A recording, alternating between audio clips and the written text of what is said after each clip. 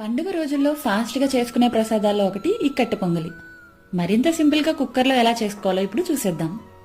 ముందుగా కుక్కర్లో కాస్త నెయ్యి లేదా ఆయిల్ వేసుకుని పోపు దినుసులు, జీడిపప్పు, కాస్త క్రష్ చేసి తీసుకున్న మిరియాలు, అల్లం, పచ్చిమిర్చి, కరివేపాకు వేసి ఒకసారి వేయించిన తర్వాత ఇందులో మనం పెసరపప్పు వేస్తాం కాబట్టి 1కి 3 గ్లాసులు వాటర్ వేసుకుని కాస్త పసుపు, రుచికి సరిపడా సాల్ట్ వేసి ఒకసారి మరగనివ్వాలి. ఇప్పుడు ఇందులో 1/4 వంతు బియ్యం, 1/4 వంతు పెసరపప్పుని 15 నిమిషాల పాటు ముందుగా నానబెట్టి తీసుకుని కాసేపు దగ్గర పడేంత వరకు కుక్ చేసుకోవాలి. ఈ విధంగా దగ్గర పడిన తర్వాత మూత పెట్టి 3 విజిల్స్ వచ్చేంత వరకు కుక్ చేసుకోవాలి.